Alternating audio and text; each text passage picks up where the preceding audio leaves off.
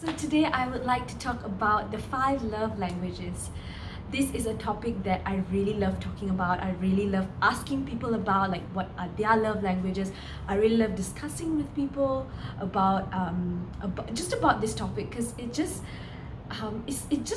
makes so much sense, or it helps put so many things into perspective, and it also helps us understand ourselves and also people so much better.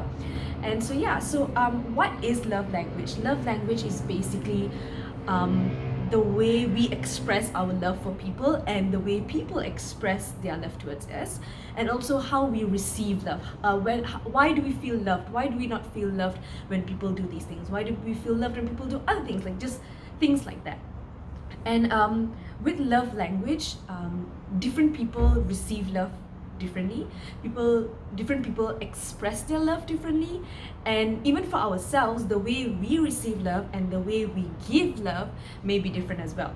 So is there a right or wrong way to it? Like, how do we go about it? So that's what we're gonna talk about. And the most amazing thing about love language is that it works for all kinds of relationships. It's not just a husband-wife relationship. It can be a friendship, it can be a brother-sister sibling relationship, it can be parents, children, children, parents, it can be mentors and mentees, it can be employers and employees. It just works because it's not just love as in like sexual love, like husband-wife related kind of love, but it's just love in general. Like I said, like it can be a friendship, it can be, because there's just so many ways of expressing love to the people we love. And people we love is not just necessarily our wife or husband, it's our friends, our family, our colleagues, and there's just so many dynamics to it. So let's just hop right into it. Okay, so there are 5 love languages, just like from the topic. So the first one is words of affirmation. Okay, so I'm just gonna go through the 5, and then we'll talk about each one of it a little bit. So the first one is words of affirmation. The second one is quality time. The third one is gifts, like presents, gifts. The fourth one is physical touch.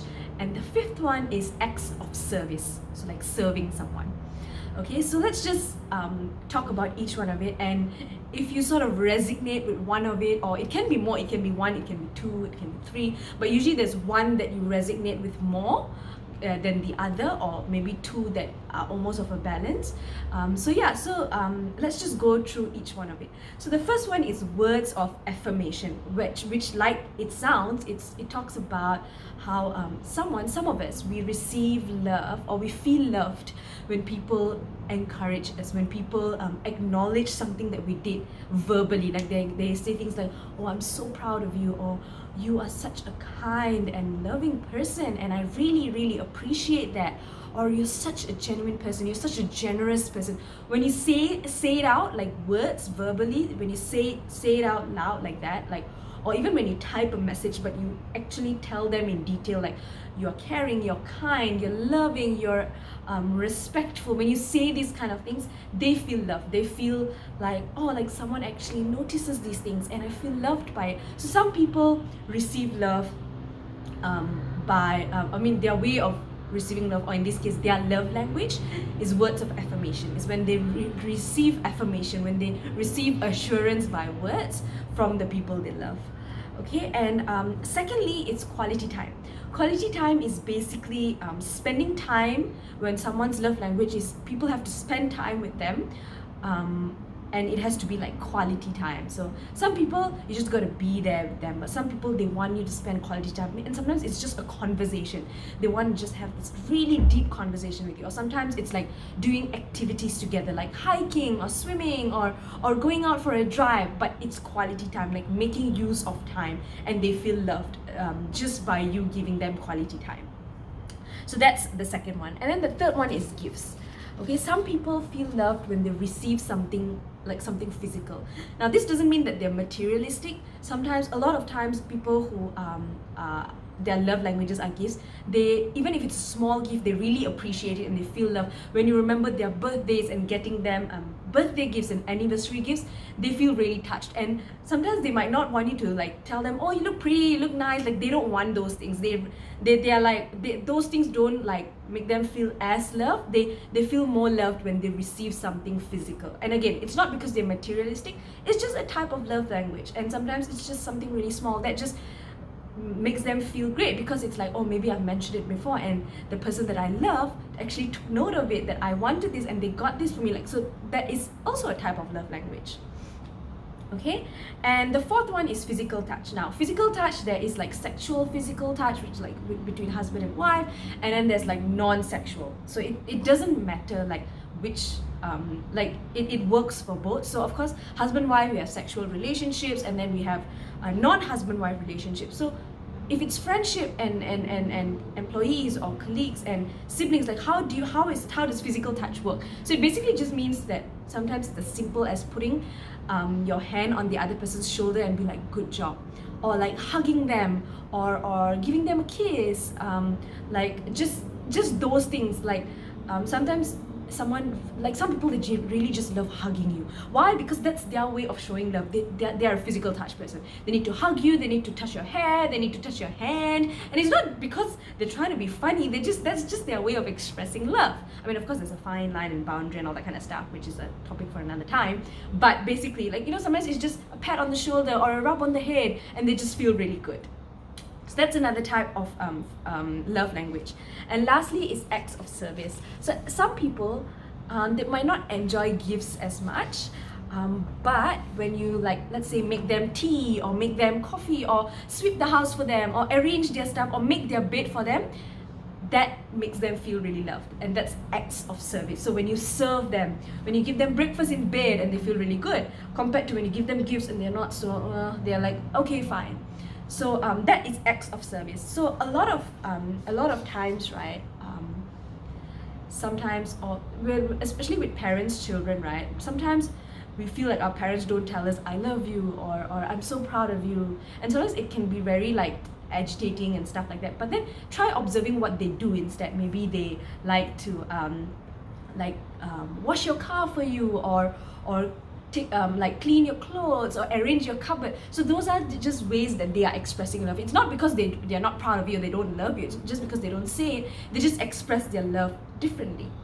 So yeah, so these are the 5 love languages. So first one being words of affirmation, quality time, physical touch, gifts, and acts of service. So these are 5 love languages.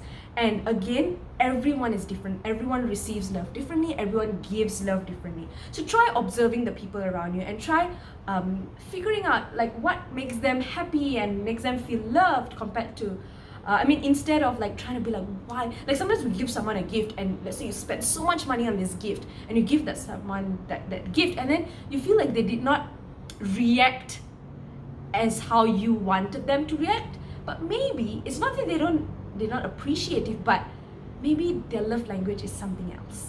So if you want to find out what your love language is, or you want your loved ones to find out what their love language is, if you haven't already figured out, I will leave a link down below, and it's like a quiz, an online quiz that you can take, and they will tell you answer some questions, and they'll tell you what your love language is and in what rank, like which one is the highest, which one is the lowest. Like for me, my highest is quality time. Like I feel loved when people spend quality time with me and take time to just talk to me and stuff like that. So again, different people are different. There's no one is better than the other. It's just different people are different. So when we understand how people feel loved or how they want to receive love, or when we understand how we feel loved, maybe we will start, I guess, like understanding more about ourselves and about other people as well, and sort of being intentional with our love.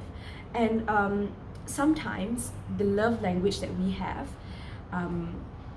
has to do with something that we might have not had as a child. For example, maybe we were not embraced enough by our parents physically, and so we crave for physical touch. And so that is not a bad thing. I think that when you have a husband or a wife, you will embrace them so much because you yearn that, and you naturally would want to give that to someone as well. So I think it's not a bad thing. Don't look at it as a bad thing. Take it as a positive thing, and sort of like when you have your husband or your wife, or when you're even with your friends, and you can actually give them that, and you will give it from such a genuine place because you know what it's like to have it and you want it so much. So yeah, it's not a bad thing at all. So yeah, and above all these things, one thing that I have learned is that love, whether again any type of relationship, love is about the other person. Love is not just a feeling, it is a feeling, but more than that, it's action. It's how we show, it's by deeds. It's about what we say to them and how we appreciate them, and so yeah, love is about the other person. And yeah, just like how Jesus, when he came and he died for us, like he didn't have to, but he loved us, and it was about us being saved, and so he died for us. And I think that's such an amazing way to look at love. Like when we look at love, it's about the other person. And yeah, so that is all for today, and I hope you enjoyed this video, and I'll see you next time. Bye.